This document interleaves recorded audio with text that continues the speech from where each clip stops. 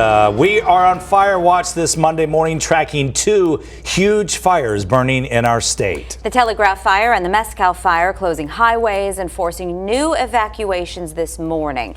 So first we want to say good morning, Arizona. Very busy Monday morning here, especially a busy weekend for fire crews battling these dry temperatures and also gusty winds, which really complicate things to try to get these fires under control. Yeah, it makes it difficult, doesn't it? So we are tracking the very latest. We've got team coverage for you this morning. Gina keeping an eye on the road closures because of these fires, while April's watching how the weather is playing a huge factor in fueling the flames.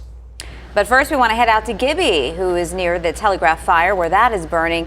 Gibby, you've moved in a little closer to the fire line, so now we're learning about some new evacuation orders.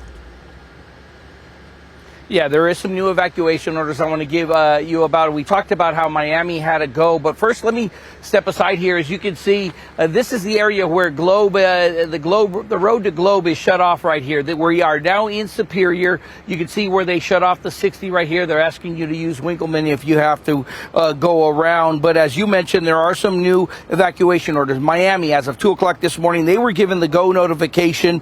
Also, they have let the others in the area to be on set. Who is that? That's Miami, Claypool, Central Heights, as well as Cobra Valley Regional Medical Center in the Gila County. All those are on set right now, and they've also moved the evacuation center, which was at Lee Carnegie.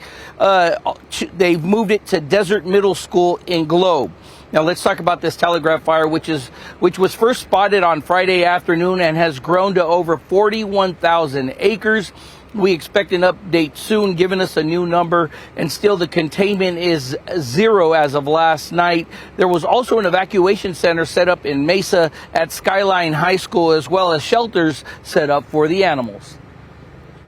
That's why we always recommend, if there's evacuation orders, please make sure that you have a plan in place for not only your family, but your furry family as well, because they're not going to know where to go, they're not going to know what to do, and it's your job to be able to protect these animals.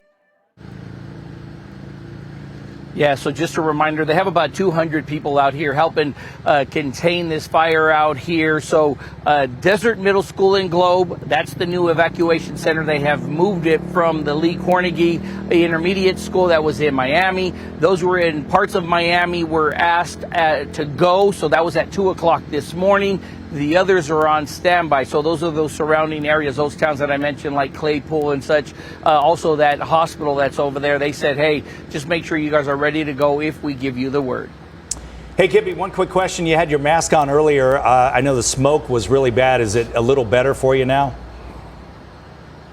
It is a lot better here. Actually, in the town of Superior, not much smoke at all. I drove through Main Street right now, and it is nice and clear here. A lot easier to breathe through here, but not as much as Victor's going to come all the way around. That's that smoke around that ridge you see there. That's where we were earlier, but you could still see it going across, Scott. That's going into the valley. As I mentioned to April earlier, that those who are in like the east part of the valley, like Mesa, Apache Junction, they're going to start to feel that smoke, or probably feel those sinuses once they get up this morning and they get up to go to work. But man, what a difference from standing where we were earlier to being here in Superior, because man, you could breathe a lot better now. That's good to hear. All right, Gibby, thank you.